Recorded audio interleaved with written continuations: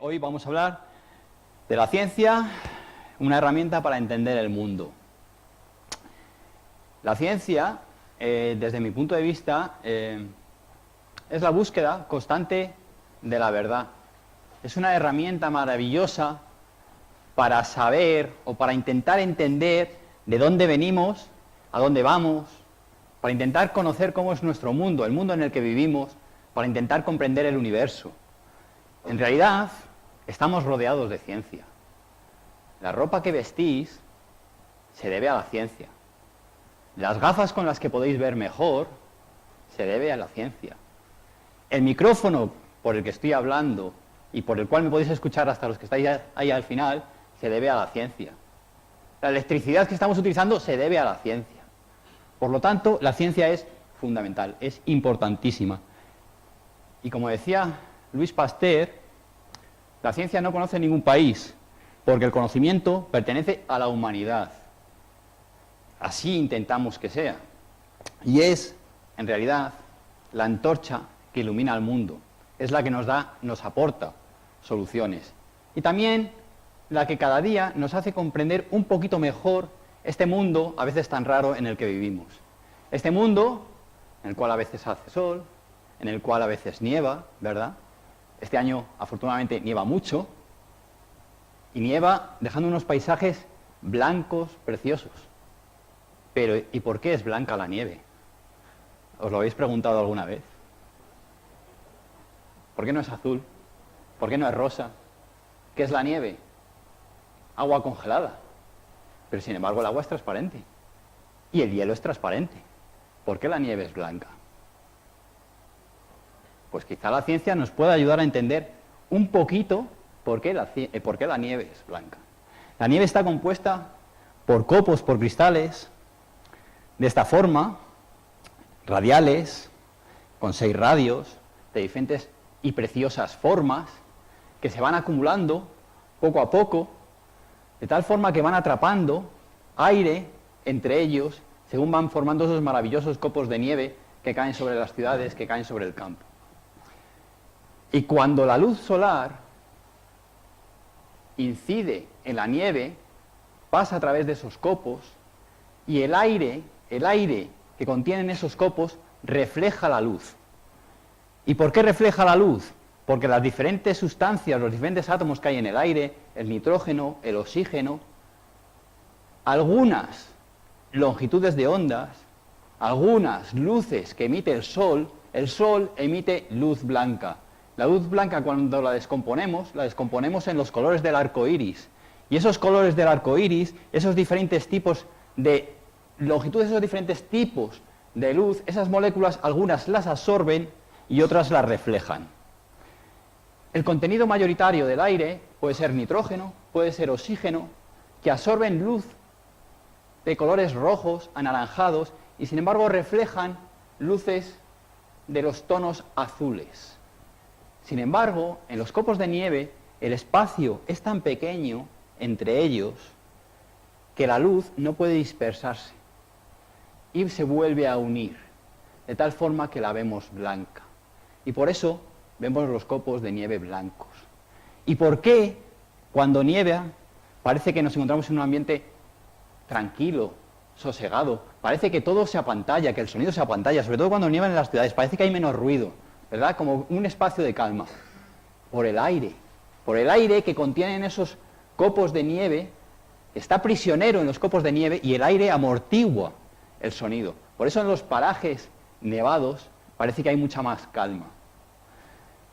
Por eso en esos parajes nevados, para camuflarse, los animales tienen pelaje blanco.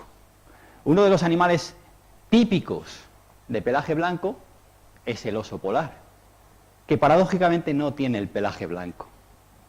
El pelo del oso polar es transparente y la piel del oso polar no es blanca. La piel del oso polar es negra. ¿Por qué será negra? Pues la ciencia nos hace ver que es negra para que pueda asimilar mejor, para que pueda captar mejor, para que pueda retener mejor la radiación solar y así se mantenga más calentito. Pero los pelos son transparentes y huecos. y en esos pelos transparentes y huecos se acumulan microburbujas de aire. Y cuando la luz incide, hace el mismo efecto que en la nieve.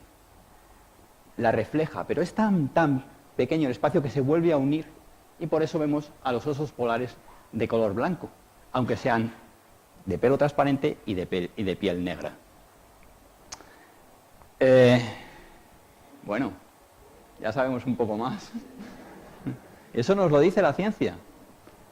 Pero la ciencia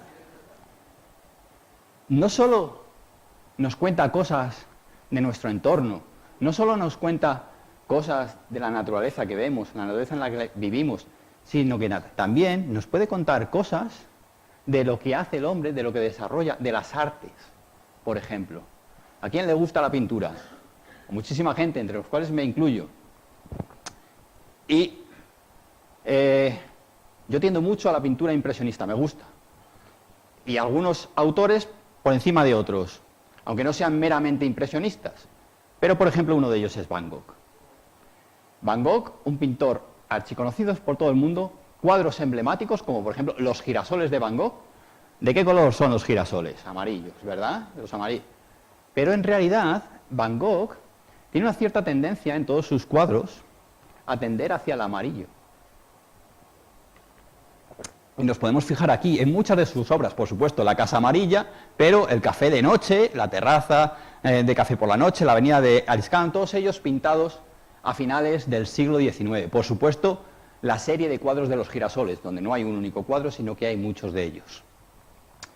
¿Por qué consigue Van Gogh estas tonalidades? Pues las consigue porque se desarrollan pigmentos en base a compuestos químicos, muchos de ellos que tienen en su composición metales pesados, que permiten obtener esos colores.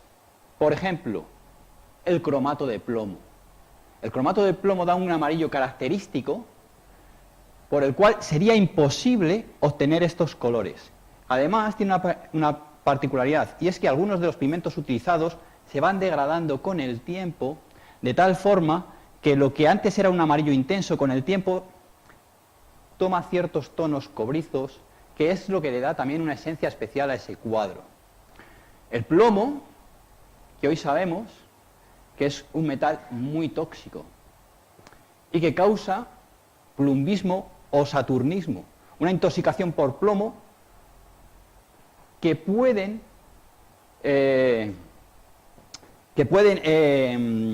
padecerla los pintores. Los pintores que pintan al óleo, muchas de esas pinturas al óleo que contienen metales pesados, y muchos de ellos pueden ser plomo, como por ejemplo el albayalde. El albayalde es un blanco característico que utilizaba Goya, es carbonato de plomo. Y parece ser que ese carbonato de plomo y ese albayalde tienen mucho que ver con la intoxicación por plomo que sufrió Goya. Entre otras cosas, el saturnismo, el plumbismo, la intoxicación por plomo, da desequilibrios nerviosos, puede padecer depresiones, paranoias, cosas que también tenía Van Gogh. Y por ello se medicaba. Se medicaba con su médico de cabecera, que era el doctor Paul Gachet, al cual le hizo un retrato.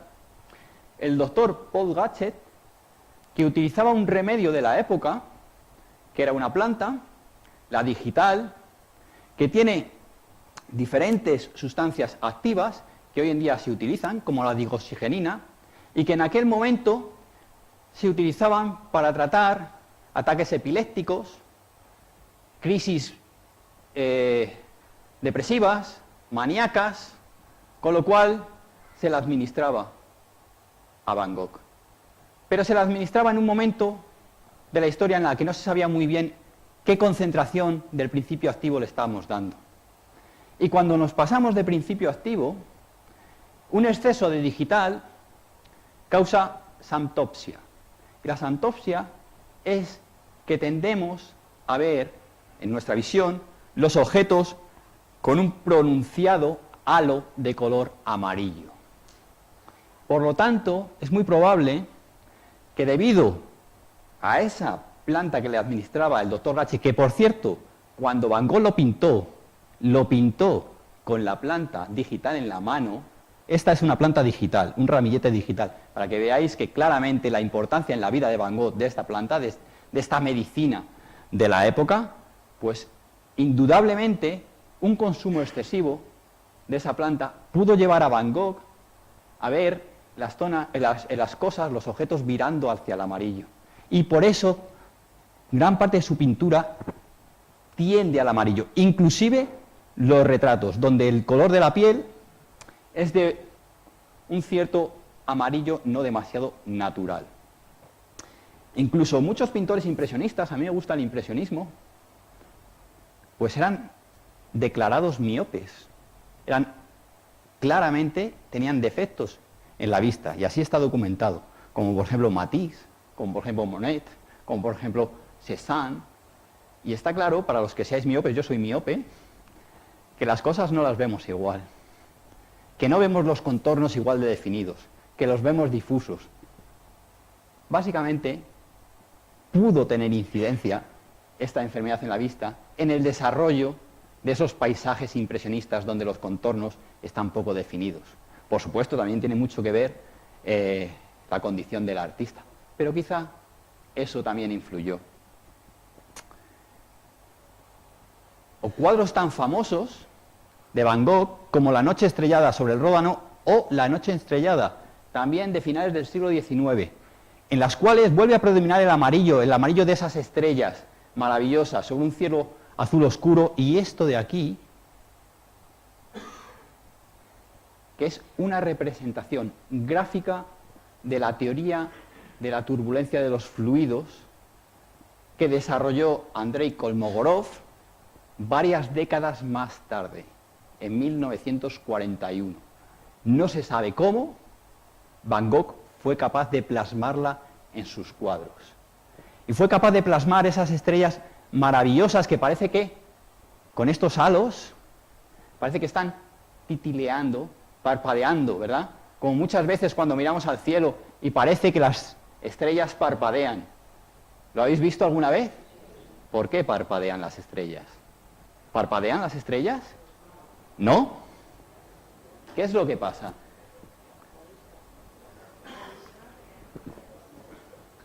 De nuevo, volvemos a la luz.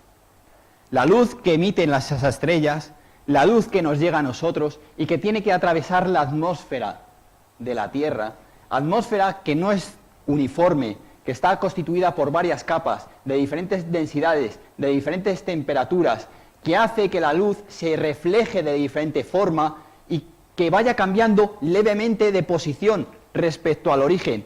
Y cuando nos llega a nosotros, eso lo apreciamos como si la estrella estuviese parpadeando.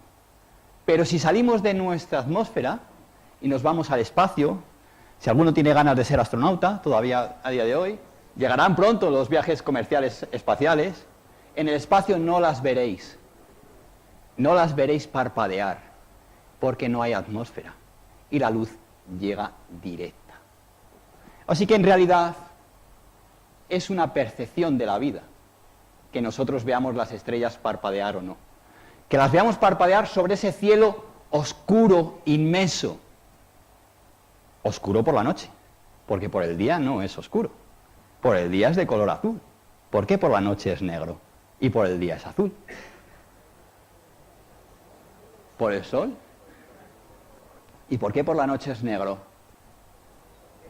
Si también hay estrellas que dan luz. Pero el universo es tan inmenso, es tan grande, y la distancia entre las estrellas es tan enorme, que el universo, las estrellas no tienen la suficiente energía, no tienen la suficiente luz para iluminar el universo por la noche. Eso os da cuenta de la inmensidad que contempláis cada noche. Es imposible. Todos esos espacios vacíos es porque la luz de esas estrellas no llegan. Estrellas, muchas de ellas, que son mucho más grandes que el Sol. Fijaros hasta dónde llega la luz del Sol. Fijaros por el día todo lo que nos ilumina. Pues fijaros todo el espacio que rodea a esas estrellas. Estrellas, muchas de ellas, que estarán rodeadas de planetas. Imaginaros la cantidad de planetas que hay. Y llega el día y vemos el cielo de color azul. ¿Y por qué lo vemos de color azul?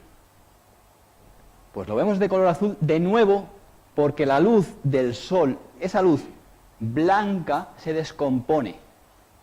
Y se descompone en función de los átomos, de las moléculas que hay en el aire y que absorben determinados colores. ¿Y cuáles absorben? Las longitudes largas, el rojo, el naranja. ¿Y cuáles son las que reflejan? Las cortas, las azules. Y como son las que reflejan, por eso vemos el cielo de color azul cuando el Sol está en lo alto y la distancia que tiene que recorrer es una distancia determinada. Sin embargo, si la distancia que tiene que recorrer la luz es mayor, por ejemplo, en el amanecer o en el atardecer, esa luz que se refleja ya no es la de longitudes cortas, es la de longitudes largas. Y por eso vemos los atardeceres o los anocheceres bañados con el típico característico color rojizo o anaranjado. ¿Y para qué nos sirve todo esto? Pues esto nos puede servir incluso para ver la tele en alta definición. ¿Por qué?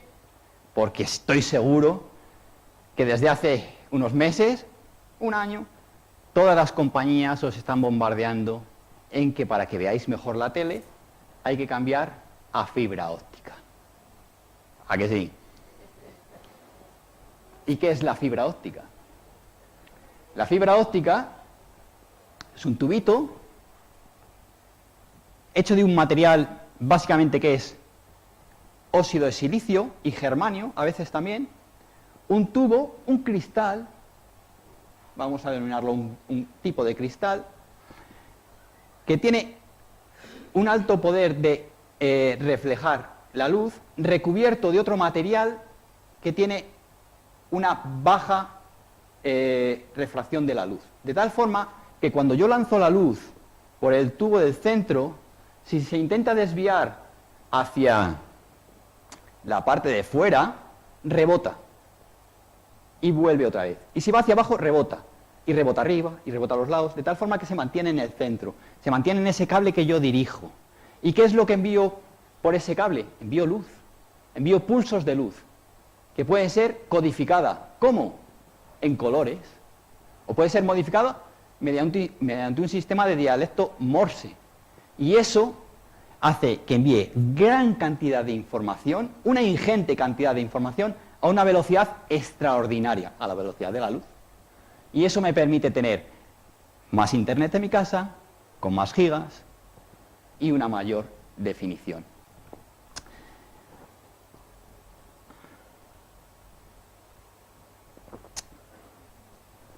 Por lo tanto, vemos el cielo de color azul. Y no debería de ser así. Porque en realidad, las moléculas del cielo que más tonalidad reflejan no es el azul, es el violeta. Pero nuestro ojo tiene una mayor sensibilidad hacia el azul que hacia el violeta. En realidad deberíamos de ver el cielo de color violeta. Qué bonito, ¿verdad? Es por eso que las cosas, como dice el refrán, es según del cristal a través del que lo miras. No todos vemos las cosas igual, no todos los animales vemos las cosas igual, porque no todos captamos la luz, no todos captamos los colores igual. Incluso dentro de los seres humanos, no todos captamos los colores igual. Y eso lo sabéis muy bien vosotras, que os peleáis con vuestros maridos y con vuestras parejas diciendo, pero ¿no ves que esto es color fucsia? ¿Qué fucsia? Yo no veo fucsia, no veo esa tonalidad verde melón. ¿Qué es el verde melón? Eso lo veis vosotras. Nosotros no lo vemos, pero tenemos excusa. Tenemos excusa científica. ¿Vale? Y ahora os la cuento. Cuando vayáis de vacaciones a una de esas lugares exóticos, paradisíacos, esta Semana Santa, este verano, paseáis por la playa y veáis las diferentes tonalidades de azul del mar, nosotros no las vemos todas, tenerlo en cuenta, no seáis tan malas con nosotros. Por cierto, ¿por qué el mar es azul? Porque se refleja el cielo, claro. Seguro. En la orilla el agua es azul, pero si también está el cielo, ¿de qué color es el agua? Transparente. ¿Por qué la vemos azul? Porque cuando hay una masa suficiente de agua, de nuevo la luz que incide se descompone. Y alguna de ellas se refleja. ¿Y cuál es la que se refleja en mayor medida en las grandes masas de agua? El azul. Y por eso la vemos azul, el azul o el verde. Por eso en la orilla vemos el agua transparente y en el fondo, en el horizonte, vemos un azul intenso, porque hay mucha más masa de agua, hay mayor profundidad. Pero si no nos apetece darnos un baño y nos apetece dar un paseo por la arena, tumbarnos en ella. Por cierto, ¿la arena de qué color es? ¿Blanca? Color arena. No está claro, hay debate. ¿Negra también? Pues sí, hay de muchos colores. Y eso va en función de su composición. Composición que en la mayoría de los casos está formada por, sobre todo en las playas europeas, está formada por óxidos de silicio. Mismo óxido de silicio en forma de cuarzo en muchos de ellos.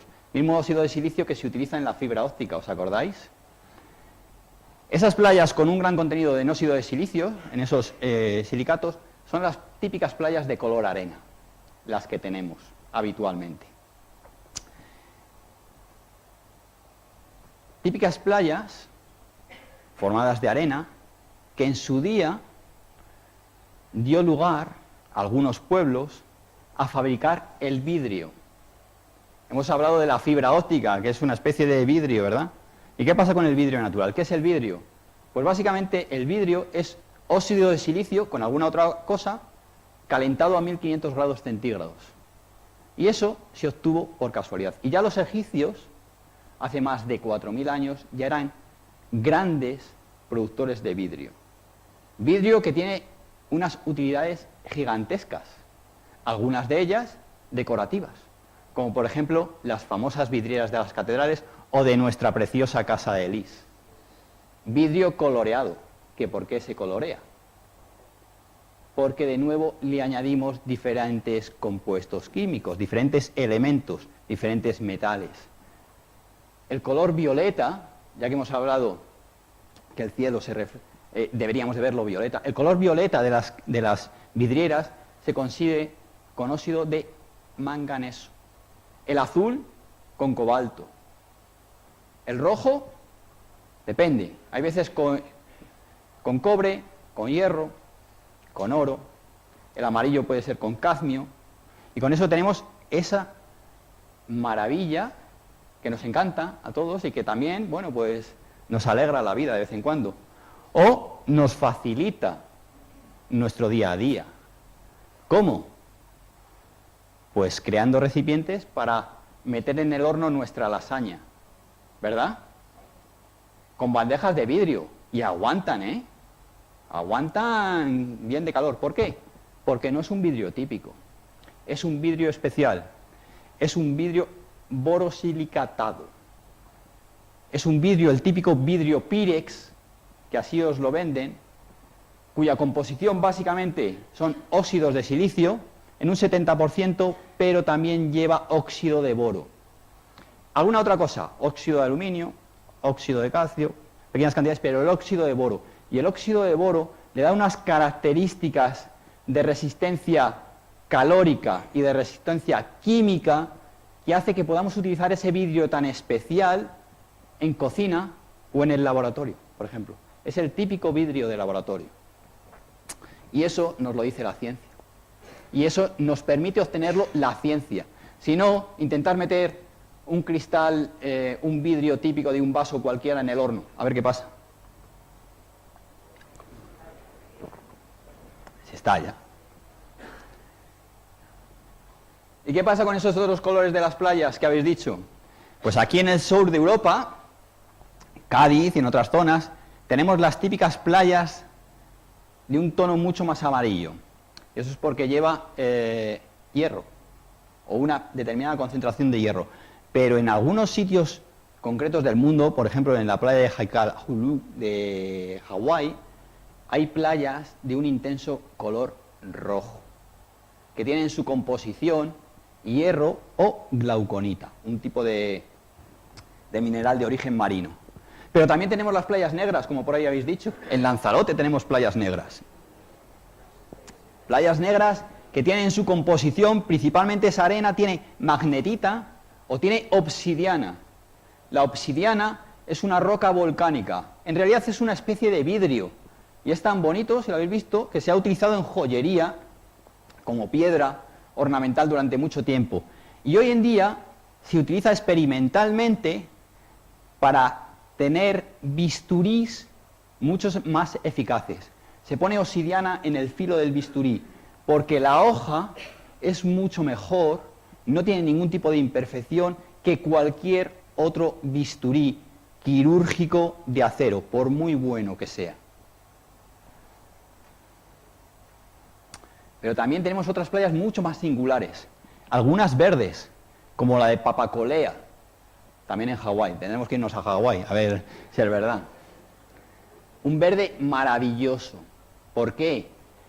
Porque esos granos de arena, en realidad, son granos de olivino, o olivina, que es una piedra semipreciosa, que se utiliza en joyería, y que tiene origen volcánico, como las islas de Hawái, y que está ahí porque procede de los acantilados próximos y por el efecto de la erosión que durante años han ido erosionando esa roca y ha ido depositando todos esos granos en forma de playa. Olivino, que lo podemos encontrar también muy cerquita. Nosotros también tenemos islas volcánicas, en las Canarias. Y en Lanzarote podéis encontrar en algunas zonas estas rocas en cuyo interior, si rompéis, hay olivino. Por eso es tan característico el comercio de joyas de olivino en Lanzarote, y está lleno de joyerías de olivino en Lanzarote. ¿Por qué? Todas las no todas las playas, pero muchas playas están llenas de olivino natural. Está prohibido cogerlo, ¿eh? Por si acaso alguno quiere llevarse algún saco. Y playas rosas. Eso sí que sí era un punto muy cool, ¿no? Pues también las tenemos. Tenemos playas rosas en las Bahamas, en concreto en la isla de Harbour, de un rosa intenso, porque esas playas están hechas con conchas de foraminíferos, animales marinos de muy pequeño tamaño, todo lleno, y esas conchas son de un color rosa pálido extraordinario, precioso. Incluso playas blancas, como habéis dicho por ahí. Las características, pues las de las Maldivas. No estaría mal un viajecito a las Maldivas, a la isla, a los atolones de Bakú, por ejemplo. Atolones totalmente blancos y que deben su existencia a un pez, al pez loro. El pez loro que se alimenta de corales. El pez loro se llama así por su boca característica, en forma de pico de loro, tremendamente fuerte, con la cual muerde los corales, los tritura, extrae el pólipo vivo, el coral es un animal, extrae el pólipo vivo que hay dentro y después expulsa en forma de excrementos los restos. Y esos restos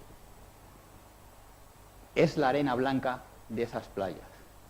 El 85% de estas playas están hechas de caca de pez loro. Y luego el restante, pues alguna alga, como del género Alimeda, que por cierto también interviene decisivamente en la formación de algunas zonas del gran arrecife de coral en Australia. Bueno. ¿Qué? No, este es un pez tropical. Las Islas Cíes hace mucho frío. Aquí en el Índico se está más calentito. Es de otra procedencia. Esta es un blanco extremo. No es un tipo tirando hacia blanco, no, esto es un blanco extremo. Zona, las Maldivas están más o menos por aquí, más o menos. Pues en esa misma zona, que durante años han surcado los marinos o los piratas, enfrente de las costas de Somalia, zona todavía muy transitada por los piratas modernos. Por eso aquí mandamos diferentes países a parte de nuestras armadas, de nuestras fragatas, para vigilar esta zona, para proteger a los pesqueros, para proteger a los turistas, porque esta zona, que es una zona de tránsito hacia el paso hacia el Mediterráneo, a través del canal de Suez, ha sido muy transitada por piratas que secuestraban a las tripulaciones enteras. Zona que siempre ha sido objeto de misterios, de leyendas, porque desde 1800 son muchos los relatos documentados en los cuales los marineros venían diciendo que se habían visto inmersos en un mar mágico, azul, en un mar lechoso, lo que hoy conocemos como Milky Seas, mares de leche, que ya fueron documentados por Julio Verne en su obra 20.000 leguas de viaje submarino, en el cual hablaba que el Nautilus pasó a través de una especie de nube azul fosforescente compuesta por una miríada de animales marinos desconocidos. Bueno, hoy en día sabemos que en realidad esto ha sido documentado hace muy poquitos años. Esto es ha sido captado vía satélite, es una fotografía por satélite, en la cual sabemos que estas manchas fosforescentes de cientos de kilómetros de largo están causadas por organismos que son fosforescentes, que son bioluminiscentes, como por ejemplo Noctiluca stylilans, que cuando se le somete a un daño físico, por ejemplo, surcar un barco o el simple roce con las olas, desprende una intensa luz azul, una fantasmagórica luz azul, que ya también habló de ella Melville en su inmortal obra Moby Dick. Inmortal obra Moby Dick, que hoy sabemos que también es posible que esté basada en hechos reales, que perseguía el capitán Ahab. Una ballena blanca, un leviatán, en realidad no era una ballena, era un cachalote. Un cachalote que hay documentado que algunos pueblos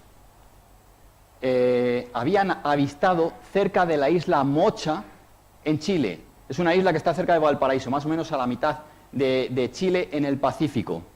Y parece ser que Melville se basó en esos relatos para crear su obra de esos gigantescos cachalotes. En principio, lo que todo parecía algo hipotético, fantasioso, se han visto hace unos pocos de años poblaciones de cachalotes albinos, es decir, blancos, en esa misma zona.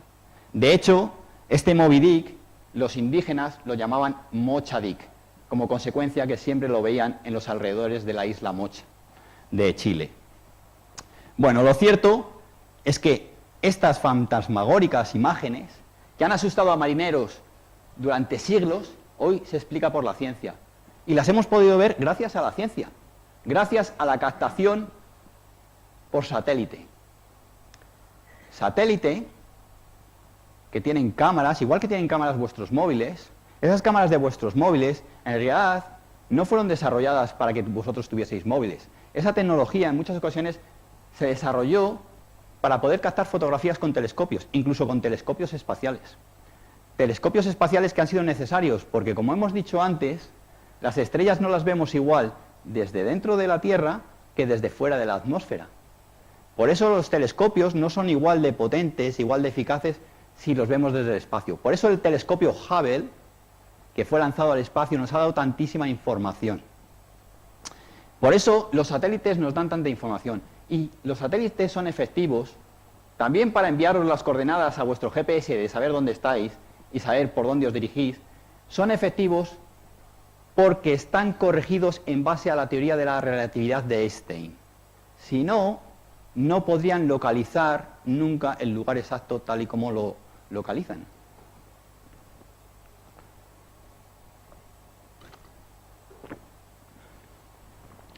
Independientemente de la playa en la que estéis, es muy probable que en esos paseos, por la mañana, temprano, cuando hay poca gente, os vayáis fijando en las conchas, vayáis recogiendo las conchas, y estoy seguro que muchos de vosotros habréis recogido conchas que tienen un característico agujero aquí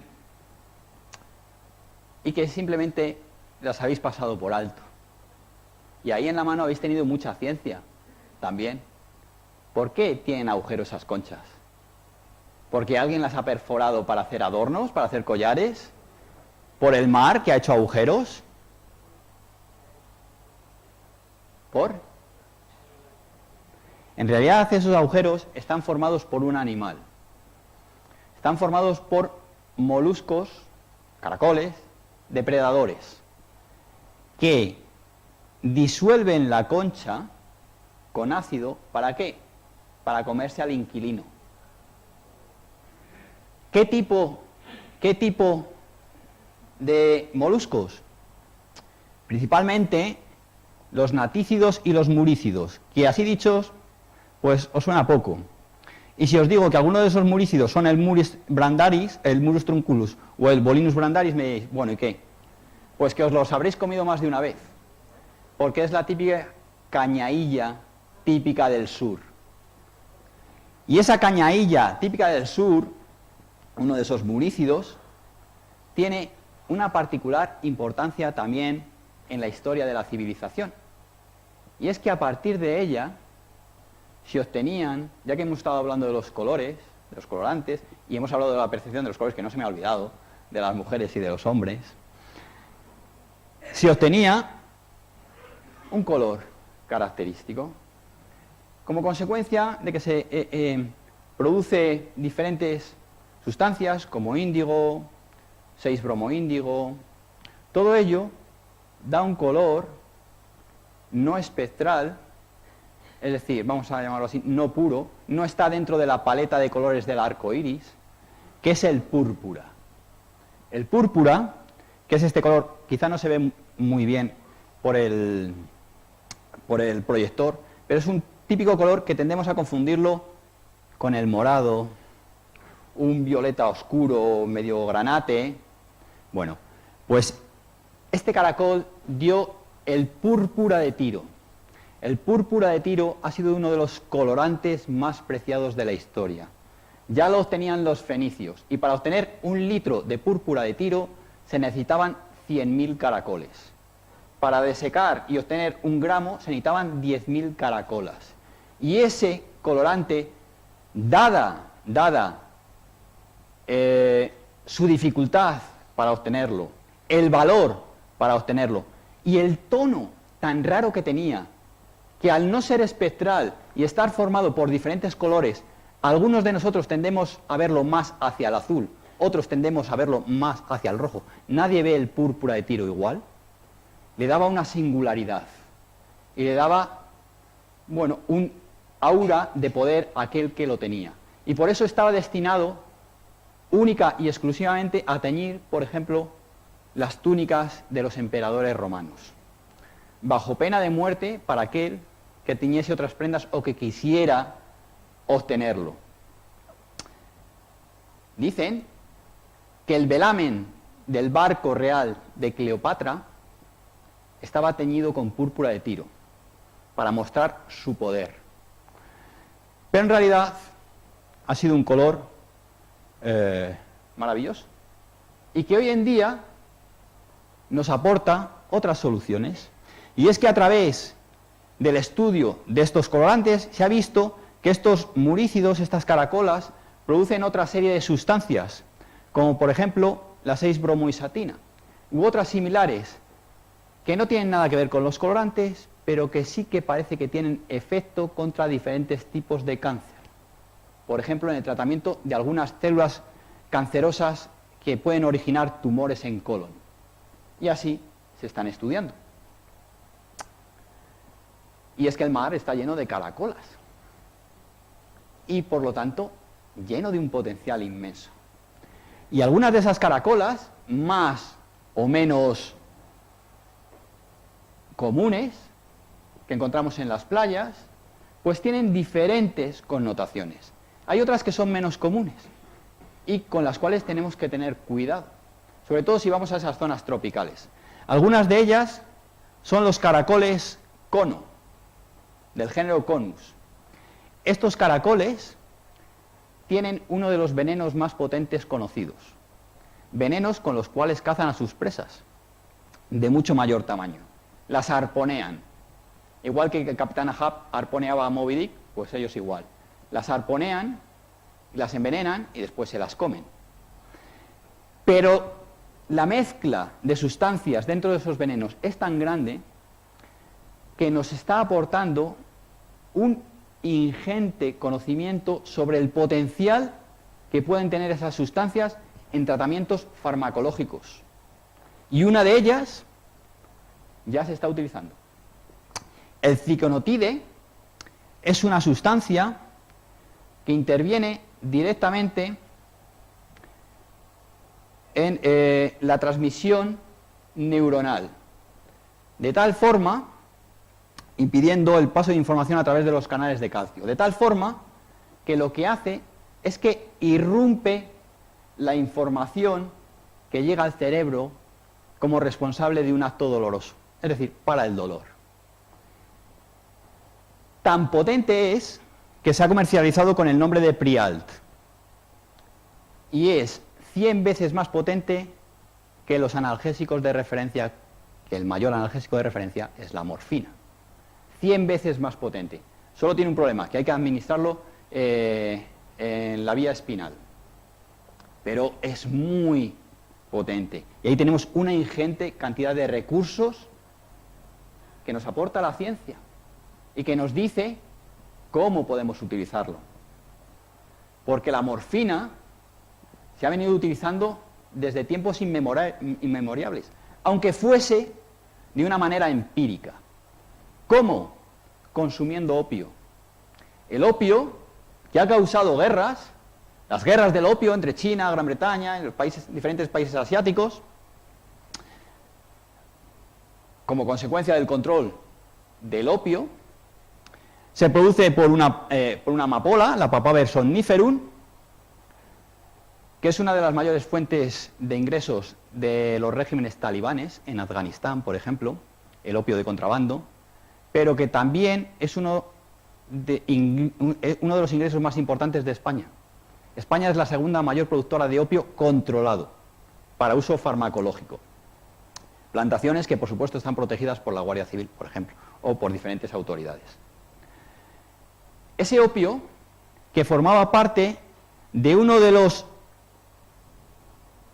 medicamentos, de los remedios que más han prosperado, que más han aguantado en la historia, que era el láudano. El láudano, que ha llegado incluso hasta el siglo XX, era un remedio que ya se utilizaba en el siglo XVI, porque fue este hombre, Paracelso, el que lo desarrolló. Paracelso fue uno de los alquimistas más importantes de la historia. ¿Qué intentaban los alquimistas? ¿Os suenan? En realidad, los alquimistas... ¿El qué? Obtener oro. La transmutación del oro a partir del plomo. En realidad, los alquimistas fueron los embriones de los químicos. Bueno, de los químicos y muchas otras cosas, incluso de los farmacéuticos.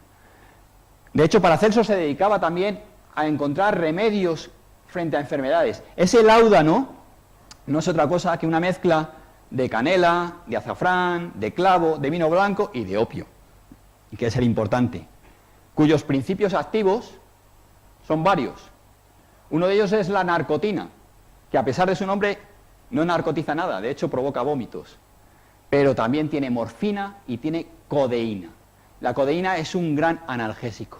Es un analgésico que, aunque no lo hayáis tomado, que es posible que lo hayáis tomado, seguro que lo habéis visto recurrentemente, porque la famosísima serie de televisión Doctor House, ¿la recordáis? Que se chutaba con pastillas para calmar el dolor de la pierna.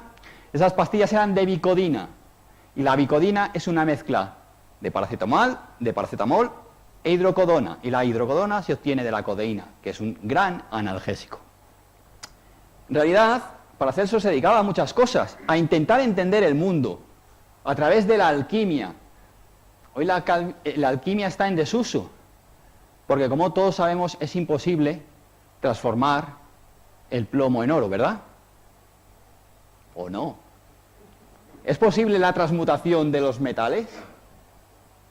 ¿Es posible la transmutación de los elementos? ¿Convertir un elemento en otro? ¿Qué era lo que pretendía? Era lo que pretendía Paracelso. Convertir el plomo, que tiene 81 protones, si no recuerdo mal, en oro, que tiene 79 protones. Necesitaba quitar 3 protones. En realidad, a pesar de todo lo que las leyendas, nunca lo consiguió. La mayor parte de los remedios, de las recetas que había para conseguir oro eran recetas falsas, era oro falso, muchas veces para conseguir diferentes aleaciones de latón, por ejemplo. Pero en el siglo XX se ha conseguido lo que él llamaba la transmutación de los elementos. Por físicos, Erland Rutherford consiguió, bombardeando átomos de nitrógeno con partículas alfa, consiguió convertir el nitrógeno en oxígeno.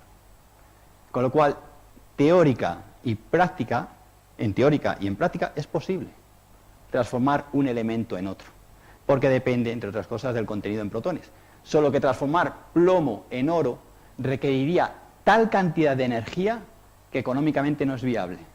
Sería un oro hiper carísimo y en unas pequeñísimas cantidades.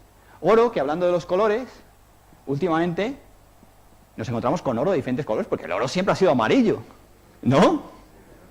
Y ahora no, ahora hay oro rosa, oro blanco, el oro blanco por supuesto. ¿De dónde sale ese oro? ¿Es oro?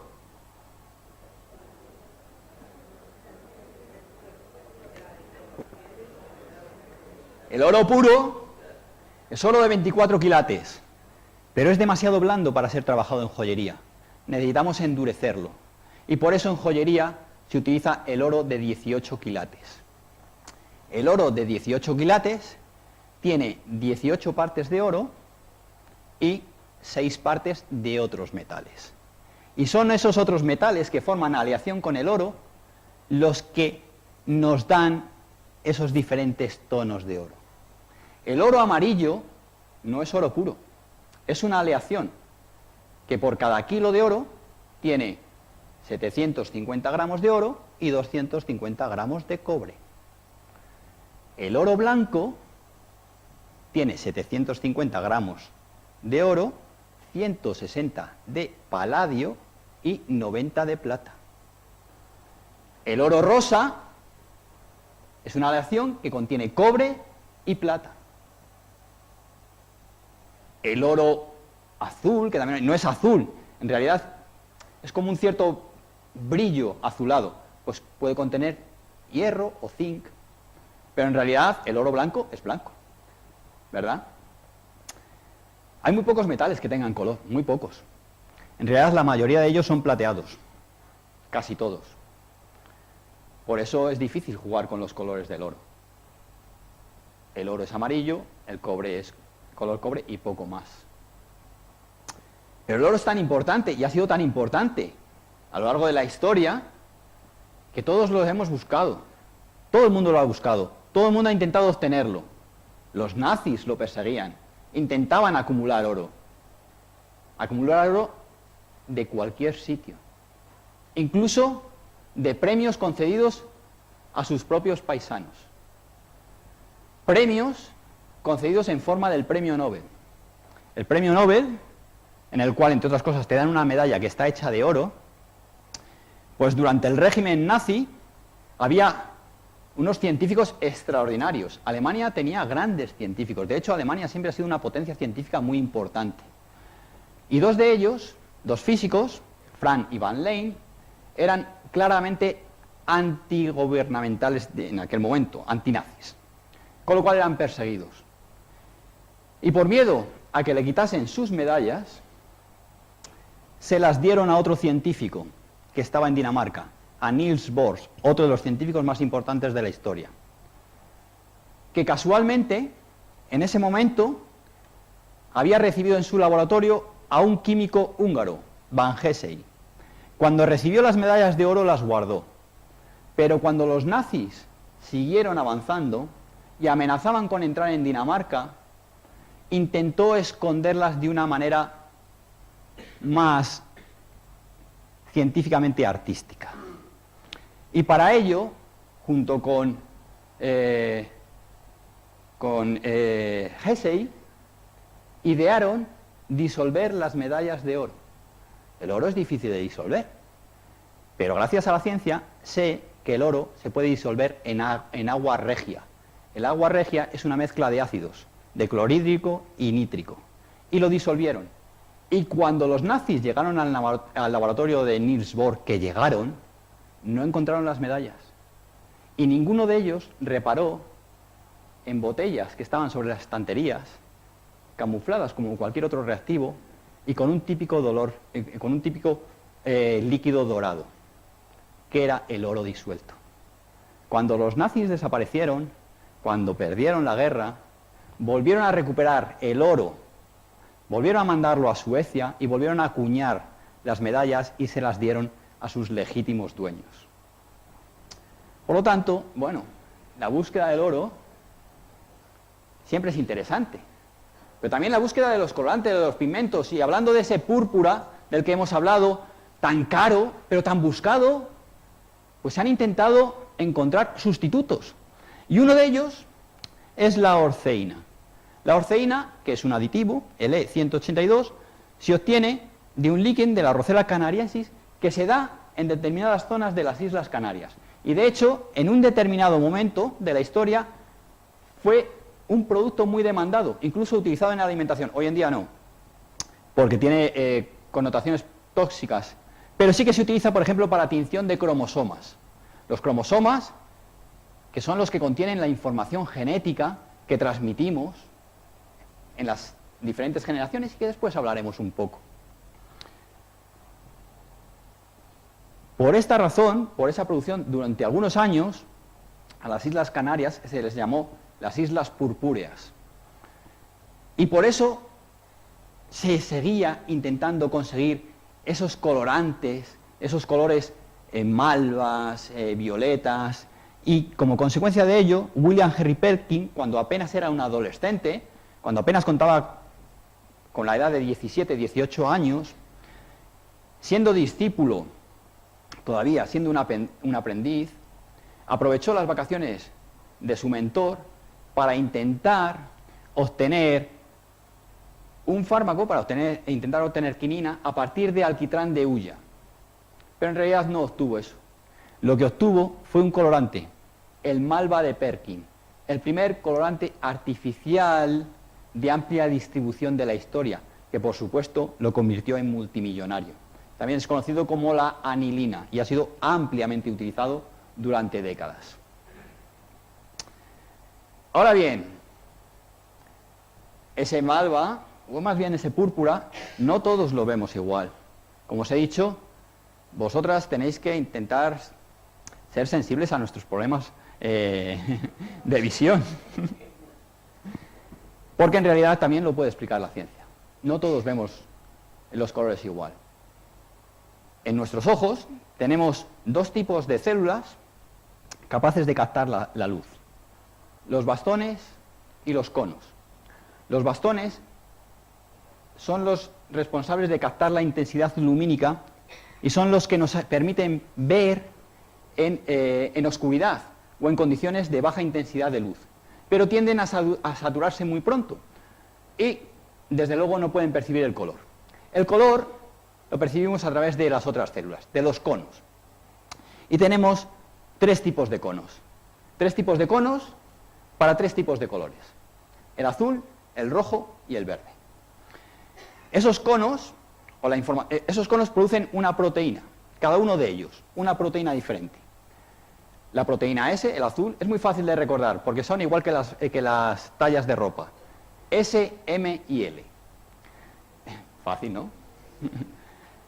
La proteína S es la que codifica para el color azul, la proteína M para el verde y la proteína L para el rojo.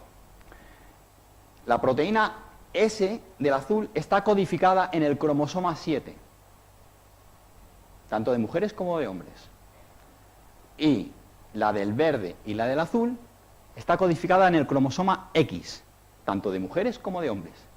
Solo que las mujeres tenéis dos cromosomas X. ¡Qué suerte, eh! ¿Sabéis por qué? ¡Qué suerte! Porque si hay una mutación en ese cromosoma X, eso hace que no percibamos igual el color rojo o el color verde. Los hombres solo tenemos una copia X, no tenemos una copia de seguridad. Por lo tanto, si tenemos una mutación, lo tenemos fastidiado. Por eso, el daltonismo es 3 veces mayor en hombres que en mujeres. Porque las mujeres tenéis una copia de reserva. Tenéis 2 cromosomas X. Por lo tanto, si tenéis alguna mutación en uno de los cromosomas, tenéis el otro para producir correctamente los pigmentos. Pero es que vais más allá. Y es que todas las mujeres caucásicas, entre las cuales os encontráis, todas o un porcentaje alto de las mujeres caucásicas tienen mutaciones en alguno de esos cromosomas relativo a los pigmentos. Y eso da que tengan pigmentos un poco diferentes. Con lo cual pueden percibir los colores de una manera un poco diferente. Pero siguen teniendo la otra copia, que les hace percibir los colores como a nosotros. Por lo tanto, ya tiene una ventaja. Pero es que en algunos casos se pueden producir mutaciones que dan proteínas híbridas ML. Y se producen diferentes tipos de conos. 4 tipos de conos. No 2, 4. Solo se da en mujeres y es lo conocido como tetracromía. De tal forma que sois capaces, hay unos pocos casos en el mundo, de tal forma que sois capaces de captar toda la inmensidad e intensidad de los colores que nos aporta la naturaleza. Y esta es una persona, es una pintora, Concetta Antico, que no ve el cielo como lo vemos nosotros, no ve cuando hay luna llena, esta noche habrá una gran luna, no la verá igual que nosotros. Nosotros veremos una luna, pero ella verá alrededor halos anaranjados, violetas, rosas, incluso las plantas la ve de manera diferente, y eso lo transmite en su pintura.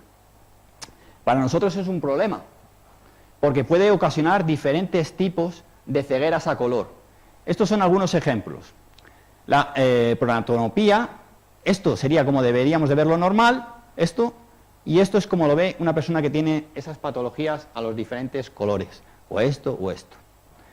Sin embargo, la ciencia nos ha permitido desarrollar herramientas que nos ayudan en el día a día, que nos ayudan a interpretar el mundo de una manera mejor, de una manera visualmente más agradable. Y son, por ejemplo, las gafas en croma.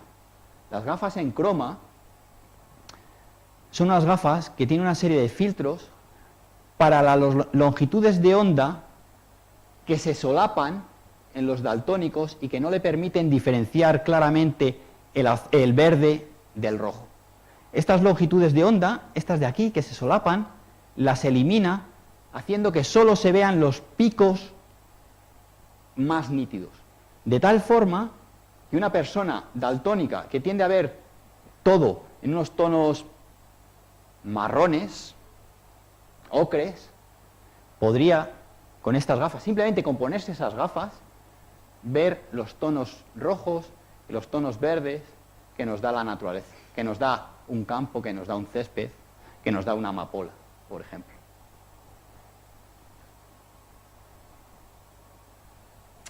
Es que el violeta, el púrpura, pues es uno de los colores que más nos gusta muchas veces, incluso en las flores. Ahora que estamos en época de prímulas, ya menos, pero también en época de violetas, típicas de pensamientos, ese típico color violeta, o en próxima época de huevos de Pascua, muchos de ellos se decoran con este tipo de colores.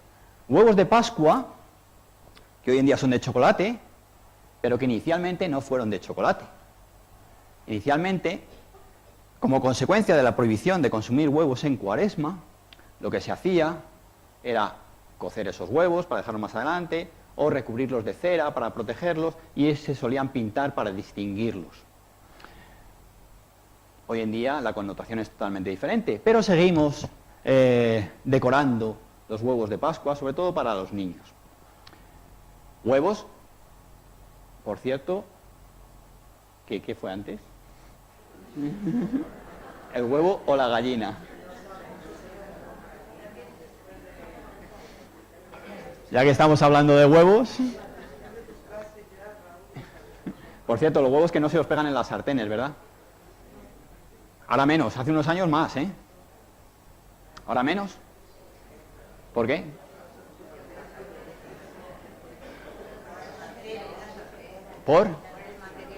Por el material de la sartén. El teflón. El teflón, ahora hablamos del huevo o la gallina. El teflón, que es un material muy inerte. Politetrafluoroetileno, rarísimo. Muy inerte, que no fue desarrollado para que vosotras cocinaseis, o vosotros cocinaseis mejor, sino que fue desarrollado como un aislante para ser utilizado en el proyecto Manhattan, que si no os suena, el proyecto Manhattan fue el proyecto del desarrollo de la bomba atómica. Y que a día de hoy nos permite que no se nos peguen los huevos o que no se nos peguen las salchichas en las sartenes. Pero si cogemos ese teflón y lo estiramos, tenemos teflón expandido. Y el teflón expandido es el Gore-Tex. Gore-Tex que nos permite pisar esa nieve de la que hablábamos al principio y no mojarnos. ¿Por qué? Porque ese material nos permite no mojarnos, pero nos permite transpirar. Qué cosa más rara. Ese material está hecho de millones, tiene millones de poros por centímetro cuadrado. Poros que tienen un tamaño determinado. Poros que tienen un tamaño mucho más pequeño que una gota de agua. De hecho, una gota de agua es varias miles de veces más grande que el poro, con lo cual no puede pasar hacia adentro, es impermeable. Pero ese poro es mucho más grande que una molécula de vapor de agua. Cuando sudamos y transpiramos, esas moléculas de vapor de agua son 700 veces más pequeñas que el poro, con lo cual el agua no entra, pero el vapor de agua sale y podemos transpirar. Y así podemos meter este material en impermeables, en botas, en todo lo que se os ocurra, para ir a pisar la nieve y que no os mojéis. Volvemos, ¿qué fue antes, el huevo o la gallina?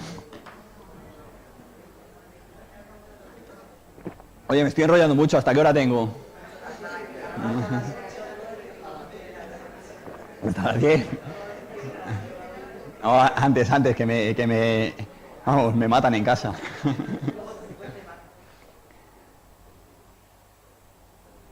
El huevo, la gallina. Si no hay gallina, no hay huevo. Si no hay huevo, no hay gallina. En realidad, fue antes el huevo. Porque las gallinas, al igual que todas las aves, proceden de los dinosaurios. Las aves proceden de los dinosaurios terópodos, que son unos dinosaurios que habitaron nuestro planeta hace 288 millones de años. Dinosaurios, muchos dinosaurios, se reproducían por huevos ya, con lo cual fue mucho antes el huevo que la gallina. Un huevo un poco diferente, pero un huevo. Dinosaurios que existieron. ¿Alguno habéis visto alguna vez un dinosaurio? ¿Sí? dime dónde. En películas, pero en las películas se ven también naves espaciales. Yo he visto naves espaciales. ¿Por qué sabemos que existieron los dinosaurios? ¿O por qué se llegaron a extinguir los dinosaurios, si es que se llegaron a extinguir? Por los fósiles, por el registro fósil. Porque en realidad los dinosaurios se extinguieron. ¿Y por qué se extinguieron? Pues la ciencia también nos da una explicación de por qué se pudieron extinguir. Y nos da una explicación que la basamos en el conocido como límite KT, límite Cretácico terciario, que es un límite ocurrido aproximadamente hace 66 millones de años, que es cuando se extinguieron hubo una extinción masiva de especies, entre ellos todos esos dinosaurios terópodos, y solo permanecieron los que después dieron lugar a las aves. En ese límite hay una acumulación inusualmente alta de un metal, el iridio. Es un elemento químico. número 77.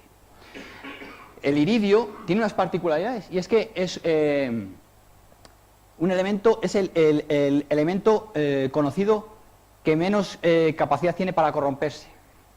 Por lo tanto, se utiliza, por ejemplo, en cosas que no queremos que sufran corrosión, como por ejemplo bujías de alta gama.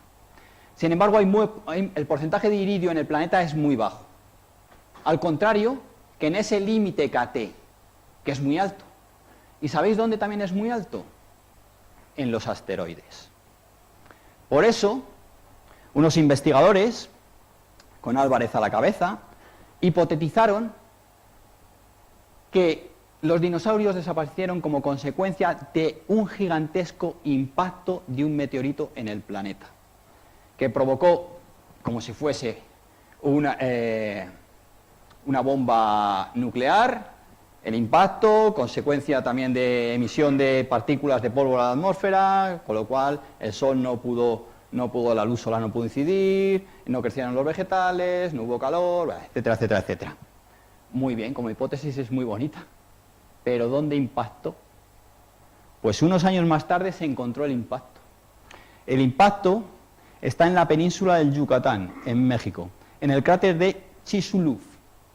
Es un cráter de 180 kilómetros de diámetro, que está parcialmente sumergido, y fue donde impactó ese teórico meteorito.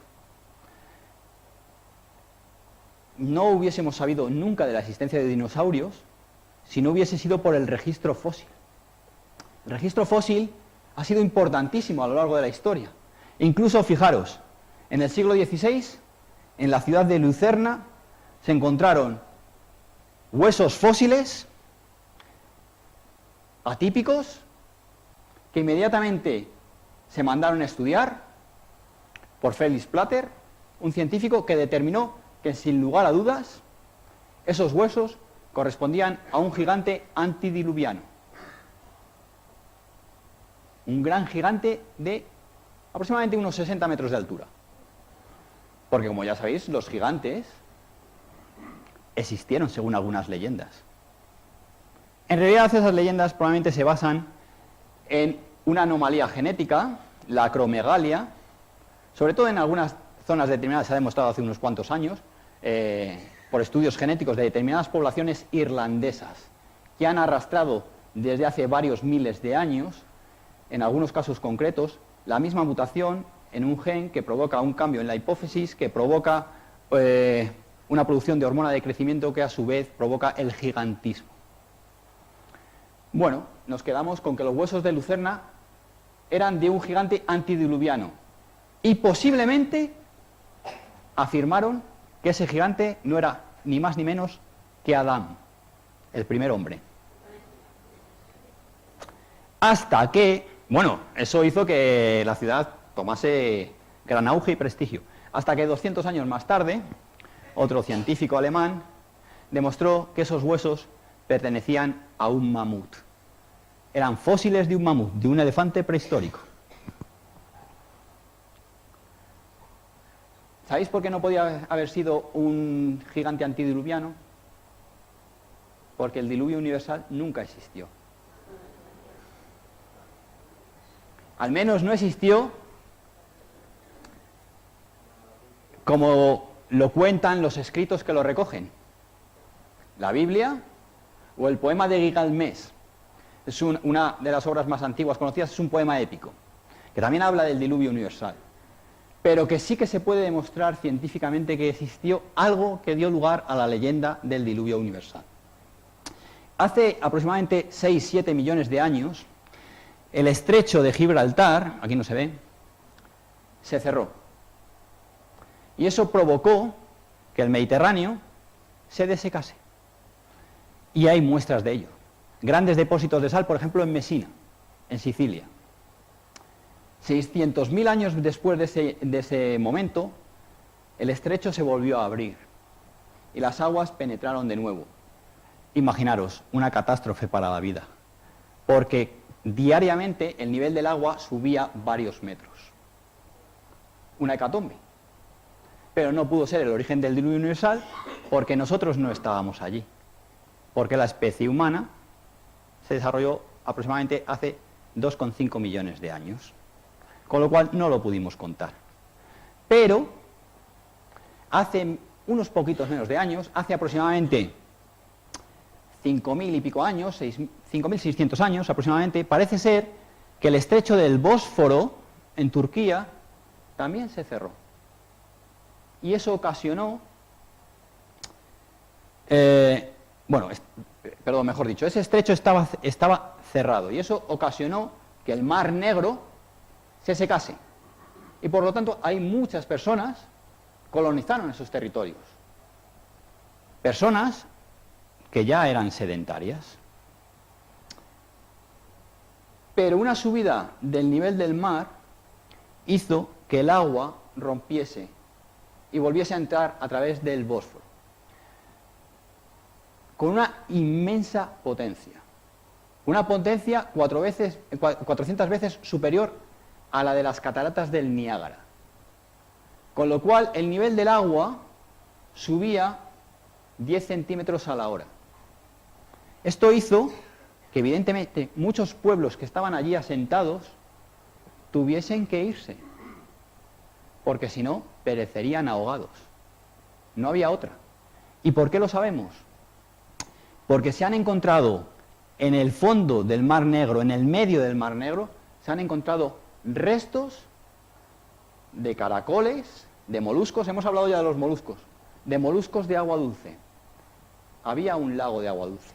Y además se han encontrado asentamientos humanos. Había poblaciones que vivían allí. Y que yo sepa, de momento, bajo el agua es difícil vivir. Por lo tanto, no había agua. Tuvieron que huir. Y eso lo transmitieron verbalmente durante generaciones. Y eso se convirtió en el origen, miles de años más tarde, del diluvio universal. Caracoles, que siempre han tenido su importancia. Ya que hemos hablado de caracoles, seguimos hablando de caracoles. Y hablamos, por ejemplo, de Charles Darwin, uno de los científicos más conocidos de la historia. Probablemente, si os preguntasen por algún científico conocido, habréis de Darwin, de Einstein y de poco más, ¿verdad? Súper conocidos. Súper conocido por su teoría de la evolución. Teoría de la evolución que tiene mucho que ver también con ese registro fósil que encontramos. Pero que en su momento, a pesar que tenía muchos seguidores, que tenía gran prestigio, no todo el mundo lo veía así. Algunos lo veían como un simple charlatán y lo intentaban difamar. Como por ejemplo, los señores que empezaron a fabricar el anís del mono, que es una empresa de Badalona y que todavía sigue vigente y que si os fijáis en la etiqueta, en lo que parece un mono, en realidad no es un mono. Es un simiesco con la cara de Charles Darwin. Porque querían ridiculizarlo. Pero había muchas personas que no compartían esta visión. Y había muchas personas que escribían a Darwin con lo que ellos habían visto, con lo que ellos pensaban. Y uno de ellos era un zapatero inglés, Walter Crick. Un zapatero inglés que, a pesar que no tenía estudios, era un eminente malacólogo, una persona que estudia los moluscos. Porque salía al campo, le gustaba salir al campo, le gustaba visualizar, le gustaba ver qué era lo que veía, le gustaba buscar. Tenía curiosidad, como tenéis muchos de vosotros. Por eso estáis aquí, si no, no estaríais aquí escuchando la chapa que os estoy dando. Y envió una carta a Darwin diciendo que había encontrado un berberecho de agua sujeto a la pata de un escarabajo acuático. Y que eso podía interpretarse como una forma de dispersión de las especies de unos nichos a otros. Y Darwin tuvo tal interés por esa carta que entabló contacto con el zapatero, con Walter Crick, y siguieron trabajando juntos. Incluso llegaron a publicar trabajos muy importantes en las revistas más prestigiosas de la época. Un zapatero que murió sin conocer a su nieto, pero que su nieto se interesó mucho por las historias que le contaban de su abuelo y rebuscó en sus papeles Y todo lo que hizo su abuelo le inspiró, y le inspiró para estudiar biología. Y décadas más tarde, cuando ya no era un niño, cuando era un investigador de nombre Francis Crick, junto a James Watson, descubrieron la estructura del ADN, lo cual le valió, por supuesto, el premio Nobel. Con la ayuda de las fotografías de Rosalind Franklin, que no hay que olvidarnos, que por cierto se las robó Wilkins, otro colaborador. Pero bueno, ADN que cerró el círculo, porque Darwin siempre habló que su teoría de la evolución, de cómo se transmitían, había una transmisión de información de una generación a otra, de alguna forma. Pues Crick y Watson descubrieron que esa transmisión de información en la herencia era gracias al ADN, donde venía codificada. Pero Darwin se interesó por muchísimas otras cosas de la evolución. Entre ellas, por las cebras también. ¿Por qué las cebras son a rayas? Pues las teorías clásicas, las hipótesis clásicas, que es que les sirven de camuflaje, que confunden a sus depredadores, o que es una forma de disipar el calor. Hoy en día sabemos, gracias a la ciencia, que lo cierto de esas rayas es por otra cosa. Y es que los colores negros y los colores blancos reflejan la luz, volvemos a reflejar la luz polarizada de forma diferente. Luz polarizada que nosotros a lo mejor no podemos captar, pero que muchos insectos sí que captan. De hecho, muchos insectos ven las flores de una forma diferente a la que nosotros la vemos. Las ven como pistas de aterrizaje donde tienen que ir a por el polen.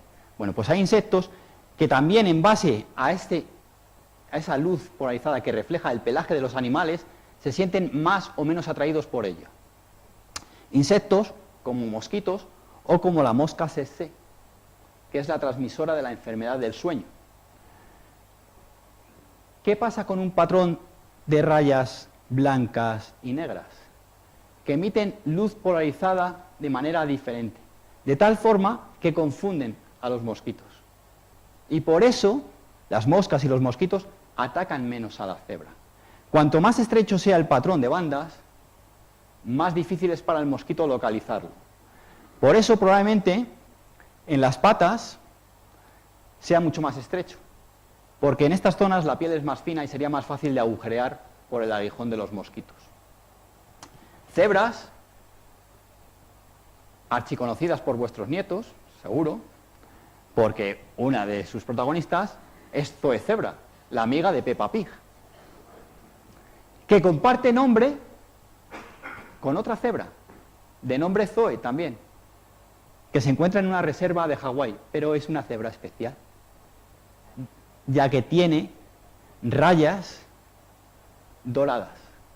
Y los ojos azul violeta, volvemos al violeta. No es albina. Tiene una patología que se denomina amelanismo. No produce melaninas. Es parecido al albinismo, pero no es exactamente igual. Es uno de los pocos ejemplares que hay en el mundo. Es maravillosa. Pero probablemente sería mucho menos efectiva en un ambiente natural, porque a ella sí que le picarían los mosquitos. O como la típica pitón albina, que tampoco es albina. La pitón birmana, blanca, también tiene amelanismo. Y lo contrario del amelanismo es el melanismo. Una mayor producción de melaninas que oscurece el pelaje. Por ejemplo, la pantera negra, que no es ninguna especie diferente. La pantera negra es una variante del jaguar o del leopardo, solo que tiene esa connotación genética, el melanismo. Melanismo que tiene un tipo particular, especial, que denominamos melanismo industrial, y que es originado por una causa nuestra, por la contaminación, por generar contaminación, y que se ve perfectamente en un tipo de mariposa.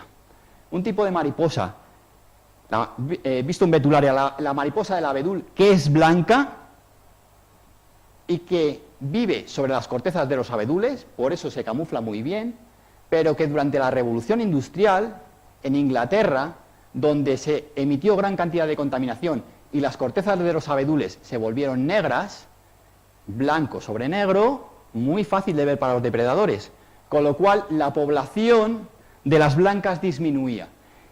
Y las que presentaban una mutación natural, que presentaban ese melanismo y eran negras, sobrevivían. De tal forma que se dispararon las poblaciones de lo que conocemos como mariposas carbonarias.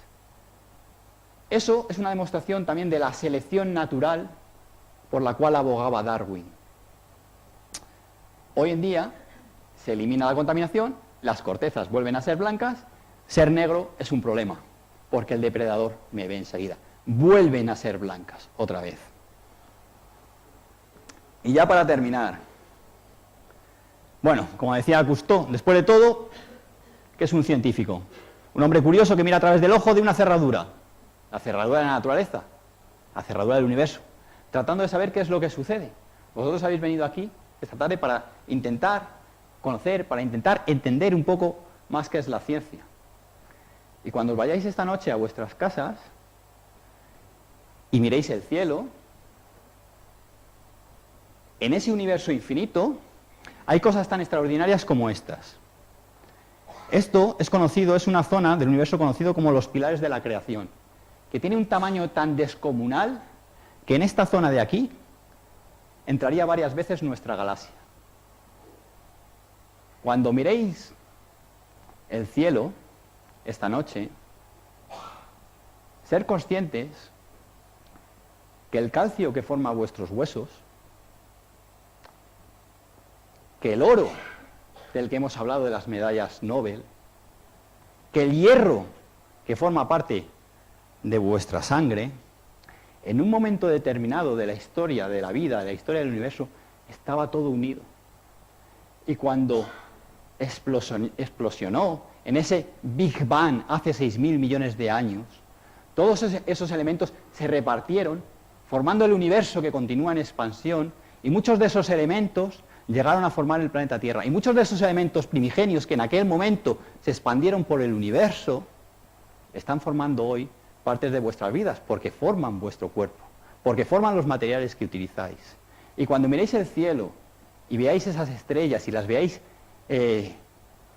parpadear, podéis preguntaros si seguirán estando ahí o ya no existirán. Porque es tan grande la distancia que aunque la luz viaje a 300.000 kilómetros por segundo, es posible que la luz siga viajando hasta llegar hasta vuestros ojos y la estrella que la generó en un momento dado ya no exista, haya explotado. Así que, bueno, la ciencia nos dice muchas cosas y nos ayuda a entender el universo. Muchas gracias.